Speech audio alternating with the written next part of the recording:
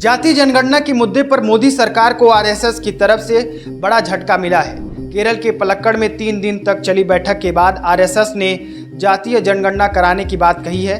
इसके साथ आरएसएस की प्रेस कॉन्फ्रेंस में अन्य मुद्दों पर भी चर्चा की बात कही गई है। लोकसभा चुनाव के दौरान विपक्ष ने मोदी सरकार पर जातीय जनगणना को लेकर कई आरोप लगाए थे। इस मुद्दे पर भाजपा के कई नेता भी बयान देते दिखते हैं। चिराग पासवान की पार्टी और नीतीश कुमार की पार्टी जदयू भी एनडीए का हिस्सा होने के बावजूद इस मुद्दे पर समर्थन करती नजर आती है।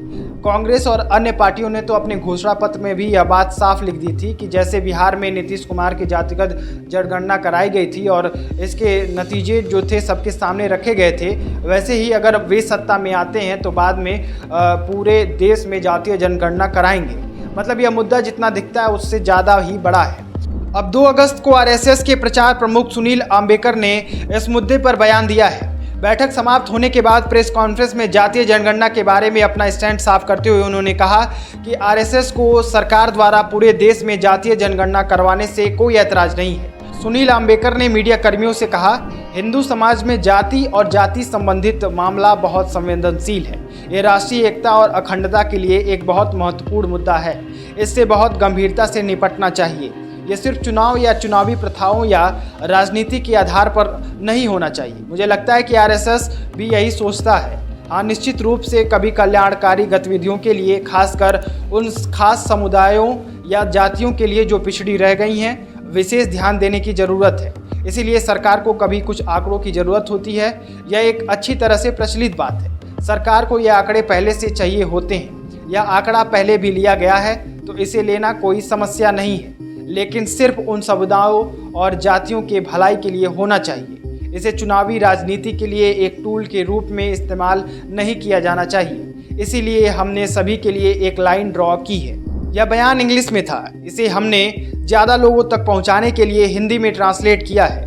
मतलब साफ है, आरएसएस भी चाहती है कि जातीय सर्वेक्षण और एक आंकड़ा जुटाया जाए जिससे पता चल सके कि जातीय आधार पर कौन कितनी संख्या में है और कितना मजबूत है और किस वर्ग पर अभी और ज़्यादा ध्यान देने की ज़रूरत है। देश में जातिगत जनगणना को लेकर बहस बहुत समय से चल रही है। सेंटर लेवल पर भाजपा इस बात को लेकर जब चर्चा होती है तो विपक्ष पर हमलावर हो जाती है। हिंदुओं को बांटने और ऐसे तमाम बयान आपने सुने ही होंगे। ये जनगणना होगी या नहीं होगी, सरकार ने अभी तक कुछ भी साफ नहीं किया है। बीच में खबर थी कि जनगणना सितंबर से शुरू हो सकती है, हालांकि सरकार की ओर से इसकी कोई पुष्टि नहीं की गई। अब आरएसएस की ओर से भी भाजपा को यह सुझाव मिला है। आरएसएस की 3 दिवसीय बैठक केरल के पलक्कड़ में पूरी हो चुकी है। 2 अगस्त को सुनील अंबेकर ने प्रेस कॉन्फ्रेंस कर इस बात की जानकारी दी है।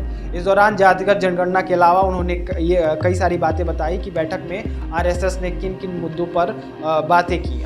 उनके अनुसार आरएसएस ने Kolkata rape murder case, uniform civil code, Bangladesh में हिंदुओं के हालात जैसे मुद्दों पर चर्चा की है और सरकार को कई सुझाव भी दिए। इसके पहले जब 2023 में संघ की बैठक हुई थी तो संघ ने भाजपा को कई सारी सलाह दी थी और इसी में से एक सलाह थी कि जब इंडिया गठबंधन फॉर्म हुआ था तो उसी समय विरोधी दलों से भाजपा ना डरे, इस बात को लेकर उसने ये कहा था। लेकिन लापरवाही भाजपा ना बरते, इसको लेकर भी उससे चेतावनी दी थी।